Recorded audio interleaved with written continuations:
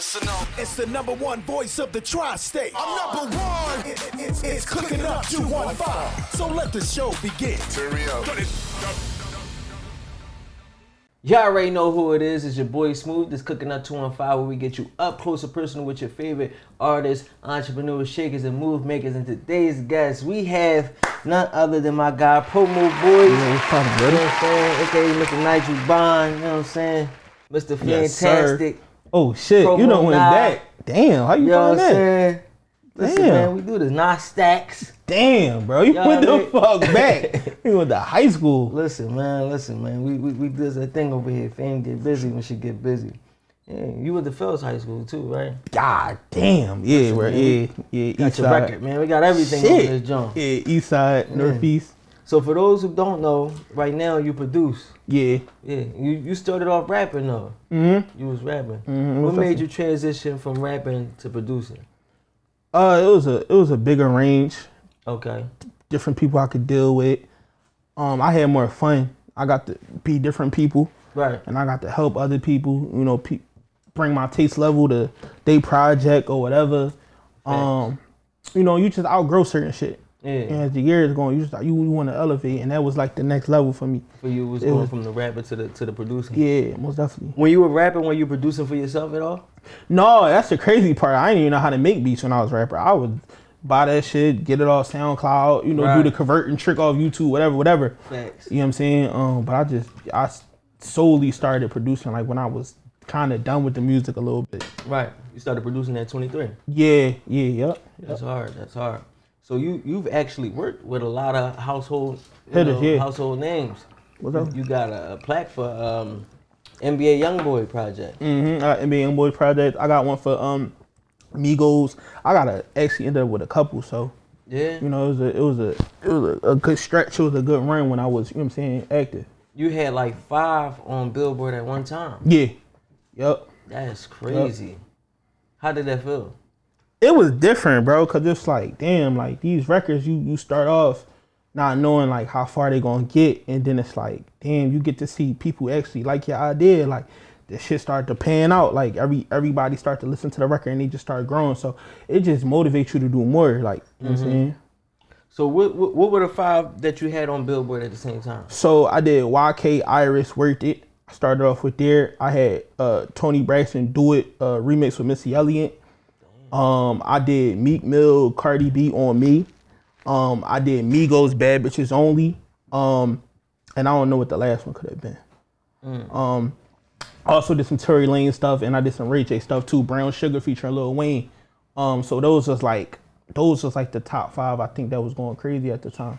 And that's not even including the NBA YoungBoy. Yeah, that's not even. I don't think nothing I did with YoungBoy actually charted, but they was like for the streets. You know what I'm saying? Like the streets, the street billboards. Yeah, You know what I'm saying? And the streets definitely matter. We set the tone. Definitely. You know what I'm saying? Billboard, that's some other shit. The streets is what matter Yeah. out here. So how did it feel having these hits with these people? Like I'm talking, you said Lil Wayne was on one of your productions. I mean, a lot of that shit, a lot of it was, it taught me the business, right? Because I ain't gonna lie, a lot of them shits I ain't get paid for. And it was a lot of like fighting with managers, like, yo, what's up? I need my credit. I need this. Motherfuckers think I ain't even do it. So I think that like the beginning of anything was learning the business, right? And then after I learned the business, it's like, okay, now when an artist need a hit record, I know how to do the paperwork. I know how to make sure I get paid. So it was more just like, it was just more like successful feeling, but it wasn't financial. Right. You get what I'm saying? And you know, when you starting, that shit mean a lot. Like you need the money that come with the accolades. It don't matter what's on the billboard if you ain't got Billboard money. Right. So that's what it was in the beginning. It was like, okay, like this is good, but like, what's up with the money? Like I need to get paid off this shit. You know So what I'm saying? did you just learn on your own, or did you find a mentor to kind of help you learn these things and get the ropes down? Yeah, when I started, it was just me. But then you run into people. You got your Charlie Max in the city that look out and try to give you game. You got your Charlie Walks. You got Sylvia Roan at Epic. You got people that see what you're doing and literally want to help you, and they give you like little game and little advice and shit like that on how to move. So that's super dope. You know So what I'm saying? you were actually working with Yaz before Yeah, Empire, that was my brother. That was like my right hand man. Yaz from West Philly. So Yeah. Yaz was my right hand man. I had my own TV show at Exposure Nation. I don't know if you heard of it. Exposure Nation was like a little record label in Philly and shit like that. And Yaz came up there and he did my little I had a radio show at the time. He did my little radio show, and from then we was just vibing. I actually was with him when he ran into Charlie Mack. You know what I'm saying? He got the deal for Empire. So that's definitely my brother. Like, you know what I'm saying? Even still to this day, much love to Yaz. That's crazy.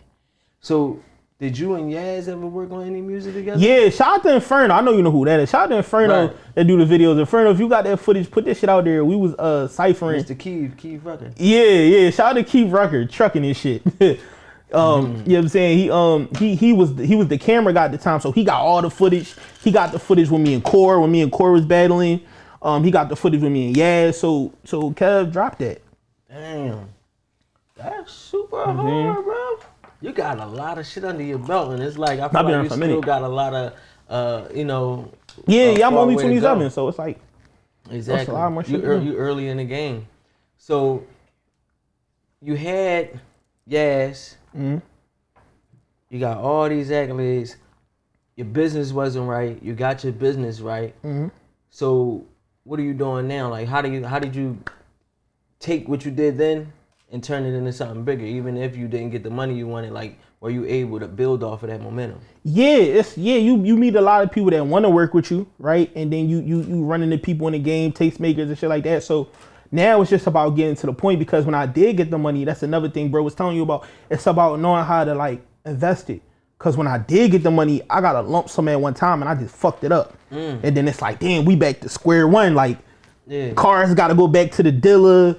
Cribs got to downsize, you get what I'm saying? So it's like, now it's like, oh shit, okay, now I'm at the point where, you know, everybody got to run through the bag and then come back, and now you know what to do with it. Right. And that's just what the point me and all my niggas we at right now. Like, you know, we, after accumulating it, I'm gonna just put a number out there. I would say like 100,000 at one time. Like you giving a 25-year-old, 26-year-old 100,000 at one time. Like, was that your first big check? Yeah, that was the hugest shit I ever seen in my life. At one time. Your first big check you got was 100K. Yeah, like from different, like from selling different beats. Right. You know what I'm saying? At all one time. Yeah. So you got 100,000. It's like, oh shit, like I think I'm Gotti. Like I think I'm Lil Baby. Like, so you go to grab all this shit not knowing that's not what you're supposed to do. You're supposed to stack that, take 10% of that, do what you want. You're supposed to buy assets so you can just, you know what I'm saying, live off it. But you know, like that's. Yeah, they don't teach us that. You know what I mean? It definitely take going through life and figuring shit out for us to learn that you ain't supposed to treat the bag like that. Especially given, like, I know me and you talk, like you at some point was like down there sleeping on the street type vibe. Yeah, oh, that was earlier in Miami. That was way early. Like, that was when I was doing camera shit too. Yeah. Right. Yeah, that was a fucking wake up call too. Like So that's what I'm saying. So when you give somebody money and they come from these circumstances, the first thing we want to do, the reason why a lot of young niggas go buy the chains and the cars and all that shit is because you get to finally get all the shit you never could get. You know what I mean? It's a dream come true. And then you realize, all right, none of this shit really do anything. Yeah. So now I got to get my money back. And now I got to learn how to keep that money coming in so I can live right. Yeah. You know what I'm saying? That's the first thing. And do the shit you really want to do. Leave them bitches alone. Leave them girls alone. Stop. Yeah. No tricking. No tricking. No tricking. You was out here being trick daddy. You know what I'm saying? Yeah, I moved out LA for a little bit. And that's what it just, that's different. Having 100,000 in Philly versus having 100,000 in LA is different. LA, that shit just go. Yeah. That money gone. Every day you going to Webster, you going to Noble, you got this girl, she trying to fly out. This, that, and the third, that shit just dwindle. And you not working because you like 100,000 to a nigga with nothing is like $1 million. Right. So that shit you don't, and then you just look up. You're not worrying about the shit you're supposed to be overhead. You know what I'm saying? At the time I had like 2 cars. Like it was so crazy. I was doing monthly shit on Turo. You know what I'm saying? So I have this shit on Turo and had that shit for like a month. And then I have a shit on Airbnb for a month in a different city I'm not even in. So it's like, the shit just dwindle. You got an overhead that you gotta handle. That you gotta keep up. So as much as you spending, you need to be making. Yeah. So what happened? Let's go a little further back. You was homeless out Miami. Yeah. Doing videography. So what made you go out Miami doing videography? So music was popping in 2013. I was fucking with Soulja Boy. That's ODMG label. You told me you was on SOD. So I had a little money then. but then shit wasn't working out and I ended up getting dropped. So the TuneCore checks and the shit like that started dwindling. So now I'm down to my last 3,500. I'm like, what the fuck? I need to do. Fuck, I'm gonna buy a camera. I went to school for video, so I'm gonna buy 2 DSLRs. I'm gonna get a new iMac. You know what I'm saying? And I'm gonna shoot videos. So what ended up happening was somebody on IG seen my work. He flew me to Miami. And I ended up doing shit for BMF, Brian McKinley, which was with the Miami Dolphins at the time. And I was fucking with them, but at the end of the day, it's like I was fucking with them, but when I was done fucking with them, I had to go find somewhere to sleep. You know, the pride got in the way, so I wasn't gonna let them know I was fucked up. So I'm hoteling, you know, sleeping on Brian McKinley couch, trying to figure it out. So it was just like a rough time. Damn, bro. You had a story for real. Yeah, it was a crazy time.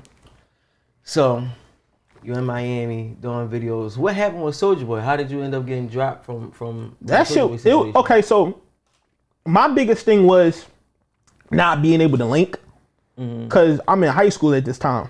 Niggas don't believe this. We need a picture ASAP. Nigga, when the next time you come to Philly, we need the link. We got songs and shit, but I need this. Right. You know, when Jay signed Beans and everybody, it was this. Like when Meek when Raw signed Meek, you seen this. Right. So you didn't have to question it. But with me, it was like, it was a lot of questioning going on. But for what really happened was, it was just a lot of beef going on with him. And it's like, we had to ride for that. So whatever fire he started, we had to put out. But what ended up happening was, I feel like when he went against Lil Scrap, it was like, damn, like that's fucked up, because Scrap was in my DM and we was talking about loving hip hop options and shit like that. But it was like a lot of us, you know, a lot of people in SODMG didn't even live in LA with Soulja. They was just all over the world. But you know, a lot of shit we had to like squash.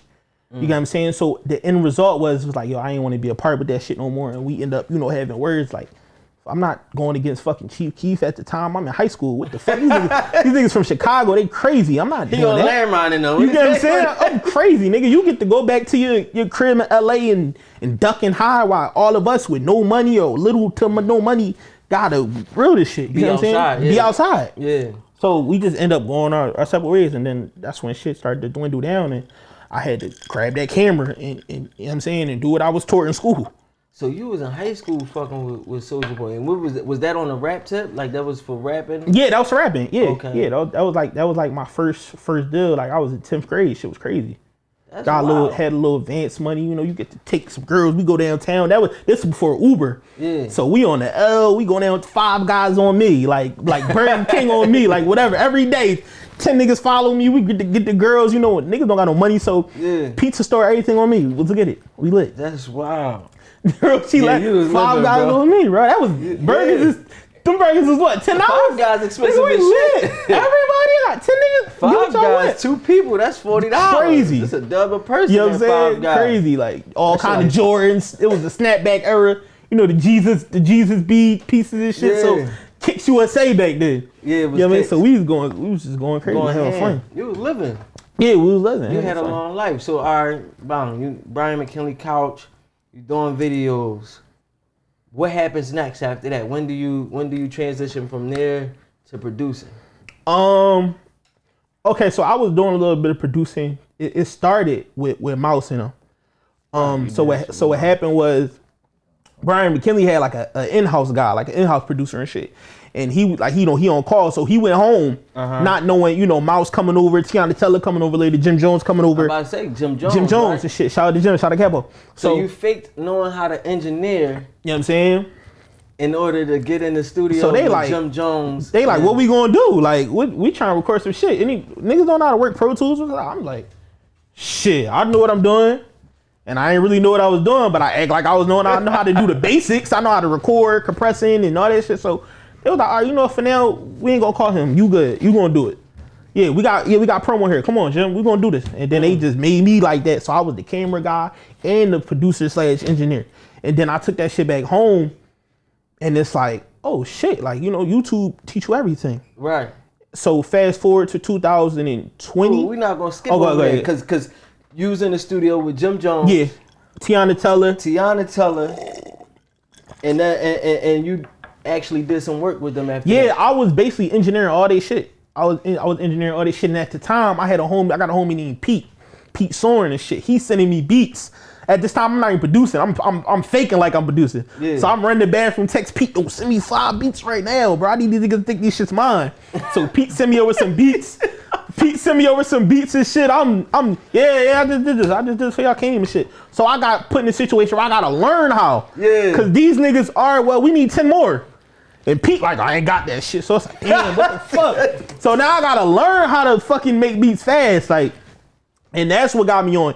It was moving faster than the pace I was actually at. I had no choice. Right. I had to, go back to the hotel room, fucking FL Studio tutorials and shit like that. Like, I had to learn fast. Damn. So your man Pete gave you a starter pack.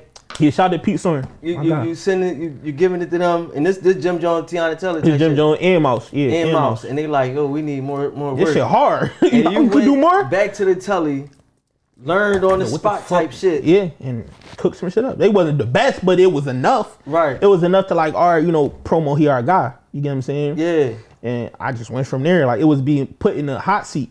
You know what I'm saying? Not knowing what I did. Ass to teach you, to make had you learn that shit quick. Yeah, when you ain't got no choice, the gun in your head, you either gonna go crazy, fucking drop this situation that you could potentially get, or I'm gonna learn what and on top of that, I'm in Miami, but people don't understand that. Like, just because you seen in a picture with somebody don't mean you lit. Like, I'm in Miami, everybody in school think I'm lit. I'm telling my mom, like, yo, I'm gonna get you a house, like, it's lit. I ain't coming back broke type shit. Right. So I had to, like, every opportunity I had to learn. If I ain't know how to do it, I gotta act like I know how until I learn how. You get what I'm saying? That was my thing. Like, if you ask me, I know how to do it. Yeah, that's hustle. Ain't no. Yeah, most definitely. No. We gonna figure this shit out. Damn, that's crazy. So, all right, you get out of the Jim Jones shit. You producing now. Now you learn Fruity Loops. Where do you go now? Now you back to Philly? Yeah, so end up happening was I end up having to go back. So the thing about it was I just low key dropped out of high school, right? So I'm in 11th grade and shit. So at the time I had a real good counselor that cared. So I don't know what happened, but she found out I was in Miami and shit. Called my mom like, yo, don't let him do this. Come back. He gotta come back. If he don't come back in time, he gonna fail this whole 11th grade and he not gonna be able to graduate when we supposed to. So she talked me into it. So I'm like, you know what? Fuck it. I'm already down here. I could come back later. Right. So I just went back up to Philly and graduated. But later down the line, like I said, 2020, what ended up happening was I just ended up hustling more. And what it was, once, quarantine helped a lot of people. Yeah. Niggas was able to quit their jobs and have a lump sum of money and to get that dream. Yeah. And from there, if you, even to this day, it's a lot of niggas I know that made shit happen off of PUA money. They still lit today. So I was able to like quit my job. I was working at a nursing home. You know what I'm saying? So I was able to quit my job and it's like, yo, what you gonna do? I'm signing up for every fucking thing I could think of. Amtrak, SEPTA, everybody is sending me unfortunately's. I'm sorry, you can't get it. So it's like, fuck that. You got a purpose anyway. So I just started making beats. Like I said, I just started the first one out the gate. Shout out to Vincent Herbert. I'm sending shit to Vincent Herbert for Tony Braxton. That's the first one out the gate. Got some money. Moved to LA. Let's get it. So when you sent the joint to Vincent Herbert, did the Tony Braxton joint, it got placed? 6 months. It took like 6 months. I'm sending it to Vincent every day. I'm sending it to Tony every day. Yo, you should do this with Missy Elliott. This how it's go. I'm gonna send this beat to you. This, that, and the third. You giving them direction and everything. I'm giving them cause I'm trying to paint, cause I'm a nobody. I'm trying to paint the picture so clear it's not, you don't have to wonder about nothing. You get what I'm saying? I figure it all out for you. I got you. You don't have to do nothing but put this person here, do this and that. And from there, Tony Braxton, Do It, featuring Missy Elliott remix. First one out the gate. You said put Missy on this joint. I said put Missy. It wasn't even a fucking thought. I don't think nobody, no disrespect, but like Missy Elliott in this generation, nobody's thinking about doing that. Right. So I just came up with a random name that I think would work, and then they end up putting that shit together. We out. And it was a good joint. That's crazy. That's even wild for you to not be like, I would say, it's a lot of producers in the game. Yeah. A lot of people with bigger names, of course. For you to come in off the rip, you got a couple accolades already as a young brother, but to get Tony Braxton to even take your advice on the Missy joint is crazy. Yeah, and then that actually led to a Babyface writing session too. So I'm in Atlanta with Babyface. Babyface following me now. That was really my first mentor, Babyface. Okay. Not Ray, no disrespect, but like the R&B singer Babyface. Right, yeah, Babyface. Tony led the Babyface. And from that, it's like, okay, now we know so many different writers. We know how this shit worked. Now we could really pump out hits. You get what I'm saying? Right. But yeah, for Tony to really be my first one, that's crazy. It was wild as hell. You know what I'm saying? Got the Tony joint with the Missy joint on top of it, because there's Missy on there too. So it's like Missy heavy in the game. Like, you know what I mean? It's a giant. Like, she's a legend for real. Tony's a legend. Yeah. So to start out with two legends is crazy. Crazy as hell. So then, when you get with Babyface, are you like getting into songwriting at this time, or are you just strictly producing? Yeah, no. Now it's like, okay, this is how you make a song. I don't need Peter Sorn no more, right? Like, now I know the essence of it. Right. Now it's like all my thoughts and creativity was confirmed by this man. I'm not crazy no more. Yeah. Right? Like, I got somebody to stamp me. Oh yeah, that's how you do it. Yeah, you cool for doing that. And then I did that. Yeah. And then from there, P&B Rock. You get what I'm saying? How did you end up linking with Rock? I got shout out to Mont. Okay. Mont effing love. Shout out to Mont. Mont seen me at a fucking airport, seen me making beats. Literally came over to me and said, "What you was making beats in the airport?" Making beats in the airport. Literally, crazy part about it is, bro, how many we ran into Rock a couple times. We run into him on South Street. I don't see, bro. Like, go over there, talk to him. Like, I ain't doing that shit, man. This on fleek. This one on fleek out. Yeah. I ain't talking to that nigga. You know, groupie. Yeah. Run into this nigga again at Majors. You know, the sandwich shop on Ridge. Like, I ain't talking to that nigga. And then the first time we meet, Mont bring me to LA. I'm in Rock. We moving around. Me, Cinco, we all moving around. You know what I'm saying? Damn. So and now you with Rock, what happened with that situation? We got a lot of unreleased shit that never came out, but I got shit on my computer and my flash drive and shit, but we got a lot of shit. I was actually able to, it was good because that was my introduction to LA. You get what I'm saying? I'm with some Philly niggas that got money. That's moving around. That's moving around. I'm with these guys. So it's like I'm in, you know what I mean? Like, I'm in the entourage circle again, but it's like they understand. And I'm my own man this time. So I end up being down with New Lane for a little bit. And then like I said, I sent records to Rock. They ain't never come out, but we got a lot of shit like in the cut somewhere. I don't know if he still got it, but I still got it. RIP. And like I said, once again, shout out to Mont for putting that play together. Damn, boy, that's crazy, man. You got some real crazy stories, man. That's some real wild shit. And all this at such a young age. Yeah. Then it's like, so I know you work with Meek. Like, you got some Mariah Carey work too? Yeah, so what happened was, I just put some drums on it. I'm not gonna take a lot of credit for it, but I just switched up some drums for it. That was it. But the Meek situation was, that beat, we sent to them right before they got it, or like right before he got out of jail. You get what I'm saying? So it was like one of the last things I think they did. I don't know like exactly what song he recorded that night, but I know when he went to the studio, that was like the last thing they touched up on. Shout out to Brooklyn Johnny, Cardi B, Atlantic Records, that whole team. They put out that record? Yeah, it's on Championships. It's on Championships. Yeah, on me. Championships. That's a major joint too. The comeback. Yeah, that was. It's like the fucking the comeback. That's when we run the Super Bowl and everything. You know what I'm saying? It's crazy as hell. So it's like when that worked, that was love. Shout out to Coon, shout out to Phil, everybody over there. That's major. So what happened to like you were starting the show Behind the Pen? Behind the Pen, actually, we was trying to get like a network. So now we doing it ourselves. But it, you know, before Zeus was Zeus, you know, with Jocelyn and shit, that was gonna be like their first serious show. You get what I'm saying? But they went a different direction. You know, with the shit they doing now. The ratchet shit. Yeah, the ratchet shit. So that held us up. And then when we thought we had some momentum going again, we was about to do it For Us By You. That's the FUBU network now that's doing it. And that shit didn't work out. They wasn't fucking with the pilot. So I ended up putting a pilot on idmb.com. And right now it's like, fuck it, we just gonna do it ourselves. Like, just like y'all, we gonna get our own cameras. We gonna find our own distribution. Like they said, you gotta stop asking permission and just do it. And just do it. Like, a lot of times the world don't know what to fuck with. You gotta tell them what to fuck with. Yeah. You know what I'm saying? You gotta start it. A good person is Drake. Drake is one of the ones that tell people what to fuck with versus hopping on something that's hot. That nigga will do something different and make it hot. You be like, I don't know if I like this sound or I like this feeling. You grow into it. And exactly. And then you got no choice but to accept it. So it's just the same thing with content. you keep giving it to them enough, they gonna have to fuck with it. Yeah. It's really about just staying consistent. So I definitely say, like, if you believe in it, stay on it, keep doing that shit. Just do that shit yourself. That in the end, you get a bigger bag too. Yeah. But that's 100%. So you was in talks with Zeus though about the particular. Yeah, so show. Zeus was the first one. That was this, and this is before, like I said, the Jocelyn show. Zeus was literally nothing. It's trying to build content. So and it was Behind the Pen was basically just gonna be like a Love and Hip Hop, but just for producers. Like people don't understand what producers go through. Right. So much like light is put on rappers and shit, but it's like producers get money too. Producers, I think it'll be hard. You know what I'm saying? Like producers, you know, they try to box you in when you come to the studio as a songwriter. You're not supposed to be overdressed in an artist. If the artist got 2 Cubans on, you can't have on 3. That's how they try to treat you? That's how it is. If you're an engineer, you got to shut the fuck up, dress bummy, look a certain way so it don't fuck with morale or ego. Is that how they push it? Like, It's like, push who the it fuck like he that. think he is? Like, he the rapper?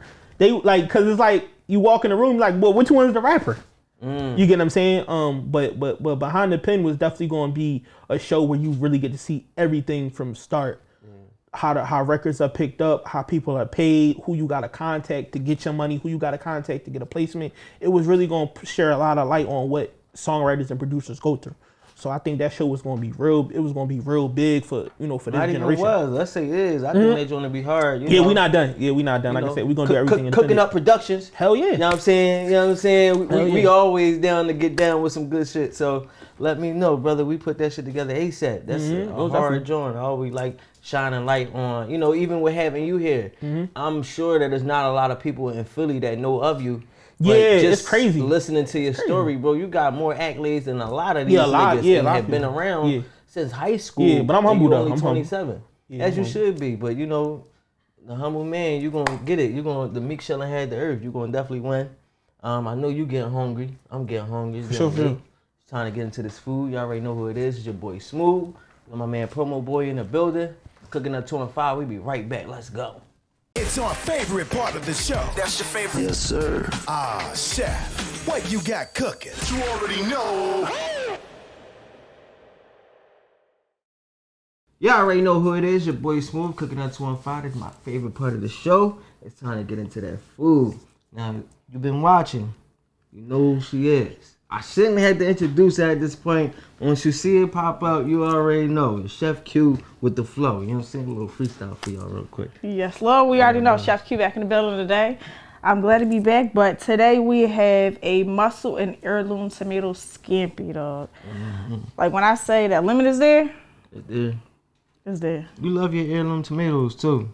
Look, you gotta cook with fresh ingredients. If y'all not cooking with fresh ingredients, I know what you're doing, okay? Because They ain't cooking. look, they ain't cooking, especially if you ain't having a full course meal like this at 2, 3 a.m. in the morning. Just send them home. Send them home. Listen, I already know this about to be that. The muscles looking succulent and all that. It's ready. You know what I'm saying? Ready, okay? We can't, look, we're not gonna let this wait any so longer. They can get them some of this. Heard that, y'all. So you can follow me on Instagram at chefq_cutthroat or Unique Creations Catering. Listen, you already know who it is. Your boy Smooth, Chef Q's Cooking Up 2 and 5. Let's get back to the show. Let's go. Y'all already know who it is. Your boy Smooth. We still here with my guy Promo Boy in the building. Got the delicious food from Chef Q. Chef Q always come through. That go together too. I'm busting rounds left and right out this joint. I told you I got bars, bro. Oh, you hard? You know what I'm saying? I got bars. And they be coming straight off the, you know what I'm saying? I don't even gotta think hard. My kids be like, damn, why you don't rap, Dad? You always rapping. You know what I mean? I used to. Till I had you little niggas. Say that. Nah, it's time we dig in though. Let the world know how this food hit.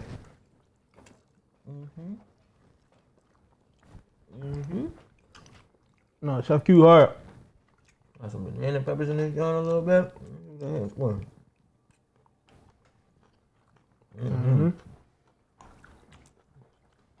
And you don't know, I called Q on like the humbug. We had a last minute cancellation. I'm talking about super last minute. I'm talking about cameras were set up and everything. Came right through. Came right through.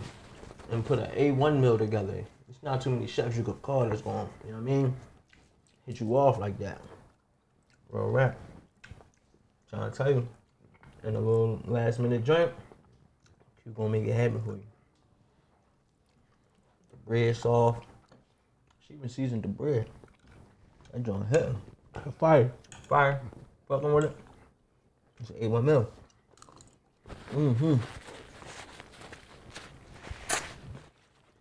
I forgot. She gave these to us off camera too. Mac and cheese egg rolls with the secret sauce on top. And these joints hitting. This is a new thing to add to your parties. Mac and cheese egg rolls. Joint everything. Like eat this joint with like a side of oxtails or something. Shit different. Oh my god. It's different. Like what? What? Who do that? Crazy. But let's get back to you, bro. I can get lost in food Facts. all day. You know what I'm saying? Facts. That's why I do this shit. I just let it eat. I like the food. That's why I'm here. You know what I'm saying? But so before we left, we was talking about you. I think talking about working with. Who was we talking about? Was it the Meek situation? Yeah, I think it was the Meek. Yeah, I think it was the Meek situation. Okay. Boom. Fast forward. How did you end up working with NBA YoungBoy and shit like that? I was messing with some other people in Louisiana, and like you were saying off camera, like you just know people that know people. And I'm trying to. I want to get their name right. I don't want to mess up nobody's name. I know he just died. R.I.P. I think it was like Young Teen or something like that. Whatever his name is. Bet down in Baton Rouge in Louisiana and all them. And they just transferred me over to Kyle. Shout out to Kyle. He run the management with NBA YoungBoy. And at the time, YoungBoy is at Atlantic, and I already knew people in Atlantic. Shout out to Kaiser. So they just put that shit together. And I ended up sending tracks over to him. I did a little bit of marketing for him too. So I was with the whole group. People don't know NBA YoungBoy is a group. It's never broke again. It's a whole entire label. Right. It's different people in there. So I ended up messing with P Youngin. I ended up also messing with YoungBoy too, and a lot of other people that was in there too. So that's how I started. You know, just fucking with them. And this is during quarantine too. Okay. So you know, just So fucking a lot with of them. this work you got busy while COVID and all that shit was going on. Yeah, most definitely. Because a lot of labels, it wasn't really in-house. Like a lot of labels, they wasn't, Atlantic Records, nobody was in the building. A lot of people was working from home. So a lot of artists had to put their own team together and reach out to people. A lot of studios was shut down. So you couldn't just go to Paramount Studio in LA. You probably had to find something a little bit smaller. Right. People that didn't follow guidelines. You know what I'm saying? Like, Right. People ain't give a fuck for yeah, about like, COVID. yeah, for sure. Especially like Atlanta, they ain't give a fuck. Yeah. You know what I'm saying? But They was open all during. They was taking vacations to Atlanta during COVID. for sure. I remember they was the first one to open up. Yeah. Atlanta was the first one to open back up and shit. So I'm like, damn, a lot of people was going down there. That's pretty much how I started with YoungBoy. Yeah. And you ended up getting plaques off of that and everything. Well, definitely. No, I ain't get no plaque off YoungBoy. Like I said, that was just like street trophy shit. Okay. Yeah, like we ain't never go platinum with YoungBoy. But we did go platinum on YK Irish. We did some shit with Mary J. Blige. We did got the meat mill on me for the gold. You know what I'm saying? So So you got we ain't some go other platinum plaques. with YoungBoy yet, but it's coming. It's coming. So who you working with now? Right now, like I told you off camera, I'm fucking with Knox. My guy. Shout out now. You know what I'm saying? Danny Lee. I sent some shit to her. Kelly Rowland, Carrie Hilson. Like I'm just in an R&B place right now. Shout out to Hitmaker, my guy. That's just where we at now. Just trying to build the roster up. Like just find the next set of people we gonna work with. Right. You know what I'm saying? So that's what we doing right now. Shout out to my brother Derek Milano. In LA, just knocking shit out with different people. But right now, our whole focus is on just sending shit to like Carrie Hilson. You know, people like you wouldn't think of. They just get them back in. You get what I'm saying? People that might be waiting on that one. Just wait. They just waiting. You know what I'm saying? They just trying to figure out how they gonna get back in. You know what I'm saying? Like I said, Kelly Rowland, Rico Love, like Sean Garrett. That's my brother too. Rico Love. Underrated, bro. That's my fucking guy. Underrated. Bro, that nigga is like Hits. magical genius, bro. Hits.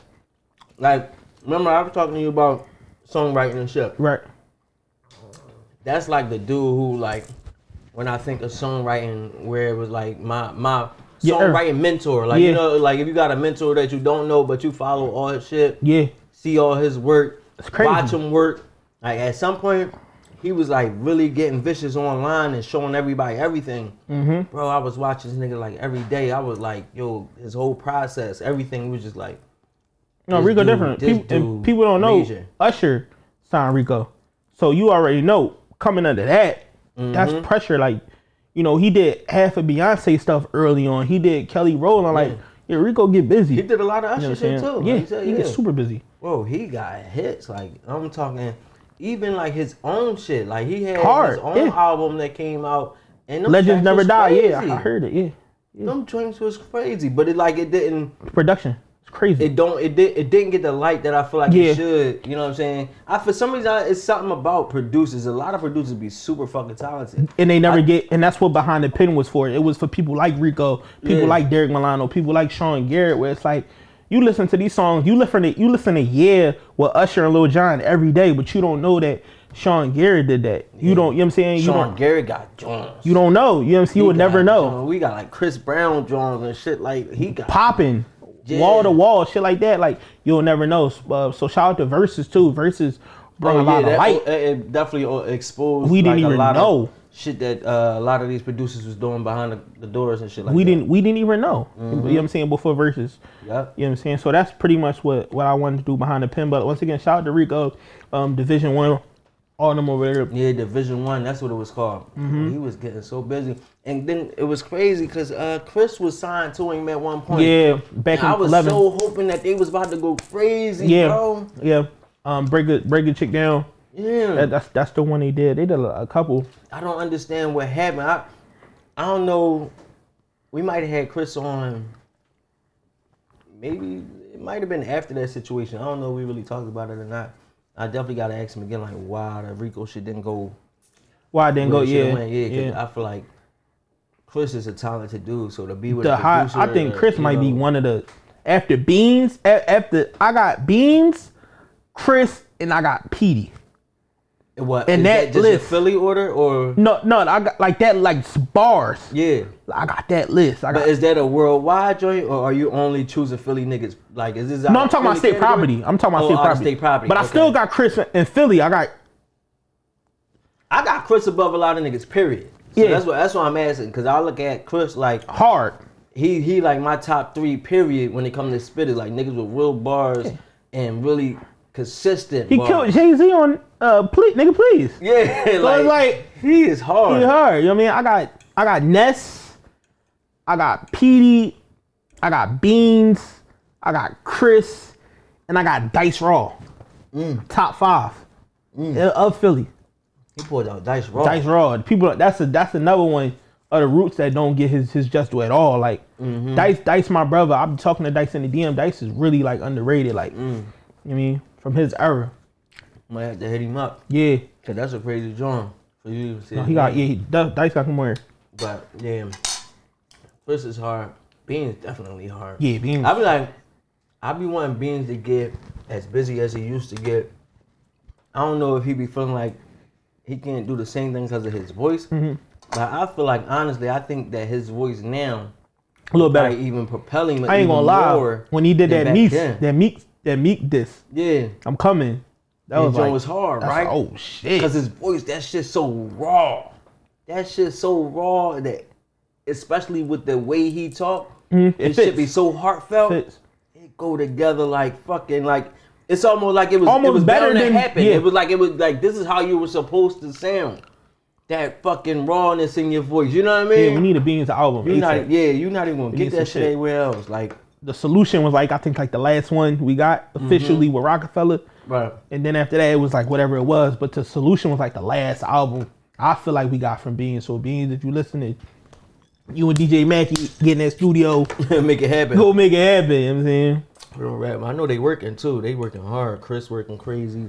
He doing a lot of shit with East now. Yeah, that was hard. They going hard. And then I keep seeing Beans and Free. And I be seeing Free with BP and shit. So I'm trying to figure out what Free got going on too. Yeah, they got some shit in the work, I'm sure. It's just about, as an artist, you got to find the right way to put it out. Right. At that age, you got to think about it. Beans and them, I'm not going to say they was pampered, but they had Carlene, they had Shaka, they had everybody that put the records out for them. So now it's like they independent. It's like they gotta do it themselves. They gotta learn the whole game over again. Like Oskino talk about it. Oskino would tell you in a minute, I'll go to TuneCore, upload my shit, I do it myself. You got what I'm saying? So I think that a lot of artists is when you get to a certain, when you come from that era of being with a label versus being independent, you gotta learn how to pivot and do a lot of shit yourself. And that's why I feel like they at with it. Cause back then it was different too. So it was like when you got in the game back then, especially them, they got in the game as young boys. So you got in the game when computers and all that shit, like this whole internet shit wasn't really like that. You know what I mean? It wasn't on Instagram and all that shit. So when it came to promoting the record, y'all only knew one way to promote the record. And y'all had people doing that for y'all. The best. They had the biggest fucking label. Right. So it's like now you working backwards. Yeah. You know what I mean? Now you gotta come to where everybody else started at and relearn that whole shit. You gotta do it yourself too. Your own money. Once you do, it's a wrap. It's a wrap. Yeah. Shout out to I say Oskino figured out how to do it. Yeah. He do it well. Neef too. Neef has been super consistent. And we just waiting for Petey. That's it. I was wondering that too. I'm like, yo, what's up with Petey though? Yeah. And why he not getting busy like that? Cause he a consistent bar boy and crazy with the bars. Cause he got his Puerto Rican flow. He got like, the flip side shit going on. Yeah. I ran into Petey out running it. You know what I mean? And we love that. Yeah, like. You know what I'm saying? Can't nobody mimic that shit. We need another stay with Neo. Petey, go ahead. Yeah, I gotta get Petey on because we gotta talk about that too. He put Neo in the game, right? Yeah, a lot of people know that. And that's why, no matter what people say about state property, I say Jay set everybody up. Whatever they did with the opportunity, Jay gave a lot of people opportunity. Flipside was in You Got Served soundtrack. Beans had his own clothing line and his own record label. Chris and Neef, two radio smashes that they can make money off to today. So I feel like Rockefeller really set a lot of people up. Like, I think it's probably more to it than we understand. Yeah. Because I do know that the game is good for blackballing niggas and not even intentionally. They won't fuck what you do to the fact that somebody else not fucking with you. So when niggas split, you know what I'm saying, it become like this thing like you too hot to touch. Like I don't know if I should fuck with you or not, cause then that might put me in a bad place with that person, big homie, and which is the biggest homie at the time. You get what I'm saying? And he's still the fucking biggest homie. So like you definitely don't want to fuck him over or have him on your bad side. So niggas get scared to fuck with you, and then you kind of like put on the island where like you gotta either work your way out that hole. You gotta become so fucking hot that they can't deny it. Exactly. And some niggas just was like, man, kind of left it alone or kind of gave it time. Had to do something else, Exactly. I think Free did a shout out to Free too. Free did a great job of staying relevant. I'm talking about from the second he left Rockefeller to like a little bit up to now. Like, I think Free is at his new highest peak. You know what I'm saying? Like he always been doing shit, but I think right now he about to go super crazy. I also think Chris about to go super crazy. Like I hope they all about to just go. I hope they all really about to. I feel like the reunion, go for they second run. Like, you know what I mean? After the reunion, you get to be with your family on stage and you start to think like, wow, like we gotta keep this shit. We gotta get this shit back together. We gotta keep this shit going. Everybody not gonna make it though. Yeah. It ain't gonna be the whole team. Yeah, it's not gonna be the whole team. But that's why one get up and you pull the other one up. You know what I'm saying? Yeah. It's gonna be like shout out to Major Figures, same shit. Yeah. Same shit. Dutchy still moving around. Ed Lava writing for people. We got Gilly. Ed stayed busy. Super. Ed got a vicious pen. Super. Spade. Yeah. Staying relevant. Gilly. $1 million for games. So they all do their own thing. They though. own, yeah. Yeah, they all do their own thing. Shout out to Bump. You know what I'm saying? Everybody, you mean? So what's up with you, man? So we know you got Behind the Pen cooking up. Yeah. What else you working on? I'm getting back in. I dibble and dabble in my own music, so I'm working on my project right now, Eastside. I'm in the studio right now between producing for other people. I wanted to do something that represents Philly. A lot of people don't know I'm from Philly. Like a lot of people think I'm from LA or some shit. So do they? Yeah, like a lot of people go on the page, they see one picture in the Hollywood Hills, that nigga from. So it's like, no, I'm from Northeast, and that's another thing a lot of people want to talk about Northeast too. Like, we got Core too. Like, people don't know we got Core, we got Pink Sweats, we got Lil Dick. I'm gonna say Lil Dicky from Northeast. Like, we got. I thought Lil Dicky was from Shellingham. I'm putting them in Northeast though. I'm stealing him because that ain't. Come on. I think Shellingham is borderline Uptown because I'm from Uptown. So I used to always be in Shellingham. When you cross 309 or you go over to Little Gardens, it got to be how deep into Shellingham. He was deep in like Shellingham, like close to Northeast. The big houses. Yeah, because like Northeast and fucking Uptown is separated by Cheltenham. Like you could drive through Cheltenham to get to Northeast. Yeah. So it's like, depending on how far in, I was getting him uptown a little bit. But all right, we might give him Northeast. Yeah, so we got Lil Dicky, but you say Core? Yeah, Core spent some time. Core not from Northeast. Core spent a lot of time in Core Northeast. from uptown, from Shark. Yeah, we went to school together though. Core at a period of time. He had some Northeast time. Yeah, he had some Northeast time. We went to the same middle school, so he started rapping around that time. Like we used to freestyle in the park and shit. So that's crazy. A lot of people don't know. Like Northeast, we got some people.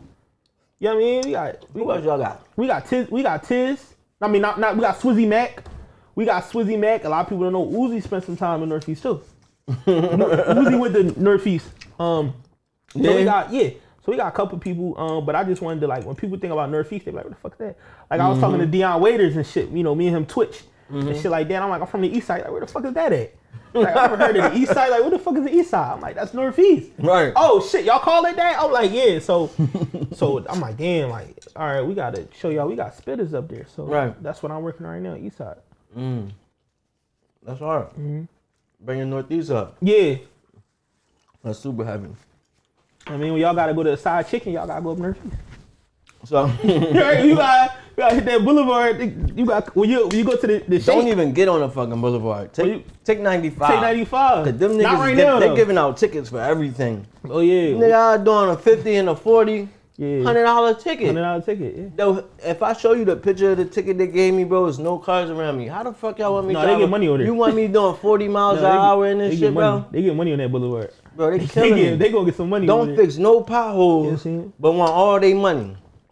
I just had to pay $500. Just broke a rim up the street on fucking Baltimore Pike. Hit a big ass pothole. Tore that rim apart.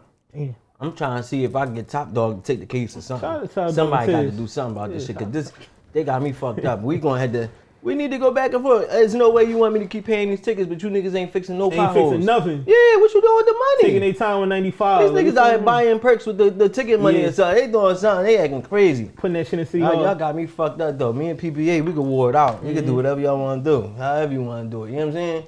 But so you in the studio with Mike Knox now. Yeah, shout out to Knox. What's your matter of fact? I want to ask this first before we get into your end goals. If there's a young brother coming up, he want to produce, he want to songwrite, give him like 3 tips on how to get into the game. If it's more, give him more. But how do somebody that aspire to be a songwriter and producer for some of these major artists that you've been working with get into the game? Like bro was saying, get ready to hear 1,000 no's. Head down, get ready, 1,000 no's, get ready to go broke 1,000 times. Paying for studio time. Learn how to work your own studio equipment so you don't gotta wait for nobody bullshit. It's your dream, it's not their dream. Facts. Just bring something to the table. Like I said, when I did the Tony thing, I drew the whole picture. You get what I'm saying? They didn't have to, Vincent Herbert didn't have to think about what to do with the beat because I already put a place who he could put on there. Oh shit, and then you kept saying Vincent Herbert. That was what's the name husband at the time? Yeah, Tamar. So Tamar husband. I got that play from Hitmaker. That's how Hitmaker got the one with Tamar. So I ran the same play. Vincent is the one, I guess, who oversee all the music. So but you gotta draw it out for people. People cannot, so many visions out here. You gotta just help people see it. Whether you got a business, whatever, you gotta draw it out for them on that piece of paper. It's clear as day. And then it help them. Right? I can't just say I'm gonna have a car wash, right? I gotta show you the features that's gonna be different from the previous ones. I gotta put a demo together for you. I may even have to show you what a car look like going through that, because it's not how everything is oversaturated now. So, but that's what I would just tell a producer or songwriter, man. Just get ready for the worst days, and if you can do that, the good ones is just gonna be easy. It's gonna be a plus. It's like going to the gym. It's gonna hurt, right? You know. It's gonna be a little pain, but no pain, no gain. Exactly. That's what I tell niggas. Like, you gotta really get out here and work. Yeah. These people really think like success is like supposed to be convenient. I'm trying to figure out when the fuck did that happen? When did people start making it and be able to chill at home all day? Like, it don't happen that way. I feel like it's the internet showing people one side, like all you see is all the wins. After, all you see is all the wins. You don't see the losses. You don't see the work that they putting in between the wins. All y'all seeing is the glitz and the glam. So you think you could get it on you could get it on your chill time. Like, no, you really gotta fucking get in this shit. It's a reason why motherfuckers debate quitting their job. If it was that easy that you could have your full-time job and then everybody would just be out here fucking millionaires working at Walmart still. Like, you know what I mean? It's sacrifice. Just to keep your pension. Like, nah, like you really gotta choose because it's not enough fucking time in the day sometimes, bro. I need a 48-hour day. Yeah. My days go by so crazy. Fast, bro. So fast. Half the shit on my list don't get done. I spend all my time on my computer. Bank closed at 4 o'clock. Yeah, like, you know, you can't do 4 shit. o'clock. Like, you can't do shit, bro. Like, niggas gotta understand you really gotta put that work in when you want that shit. You gotta decide how bad you want it. Yeah. That's really what it comes down to. How bad do you really want this shit? Yeah. So what's your end goal when it comes to producing and songwriting? Like, where do you see yourself for 10 years? I just want to do what Quincy did. Quincy Jones. I want to have Motown. I want to have a studio, and I want to just have I want to crank out hits. I want to have like I'm talking like top 40 shit, Michael Jackson shit. Like Quincy Jones shit. Like, I really want to be the person people come to when they don't got many people supporting them. You know what I'm saying? And they need somebody that's borderline crazy to see their vision for them. I want to do that. Like I said, I just want to like run a Motown, have my own Motown, have my own, you know, like I said, what Rockefeller did. I don't think it's a lot of executives out here that's taking the artists off the ground. They usually wait till you got numbers and shit like that. I want to go in somebody's house while they working a job at Domino's and be in a situation where we can let them be artists. You can, you know what I mean, to be in a position where you can say, yo, I'm putting you up in a house for 3 months. I'm paying all your bills. I'm taking care of your baby mom so she ain't texting you, throwing you off your pivot, and you can just focus on music. I feel like that's never been done before. Right. You know what I'm saying? So that's the focus for Hits Only. It's just like a family Motown. You get what I'm saying? That's hard, bro. You could do it, man. Stay at it, stay busy. You already in there. I feel like if you manage to get so much done at such a young age, if you keep that same hunger, that same grind, you can only imagine where you will be at once you 30 something. Like, to have the shit you did at your age, bro. It's niggas that been in the game as long, a little older, and damn sure ain't put in the same amount of work as you had the same people and all that type of shit. Like, it's people that did have the shit you did. So, bro, you on your way. Yeah, so I try to stay humble. That's why I felt that though it was definitely necessary to make sure you came up here and shit your story. And you from Philly. Yeah. I feel like Philly should understand and, you know what I mean? Yeah, a lot of people, like I said, a lot of people don't know that shit. Yeah. A lot of people don't know I'm from Philly. Like, you deserve that. You deserve your flowers. We're going to give them to you. So, I appreciate you coming through, brother. Yeah. I hope you enjoyed the meal. Hell yeah. You enjoyed the conversation. It's been a night, my brother. Let the people know where to follow you at, how to keep up with you, if they want to hit you for a beat, anything like that. Yeah, hitsonly.com, promo boy _, you get what I'm saying? That's where you can find me, and I'm checking DMs. I ain't Hollywood. Let's hop in the studio. Let's get number one. Listen, he said let's get a number one. You know what I'm saying? He doing hits over this joint. Tony Braxton, Mariah Carey, Meek Mill type shit. Listen, it's your boy Promo Boy. It's your boy Smooth, cooking up 215, the hottest podcast in the city. Let's go.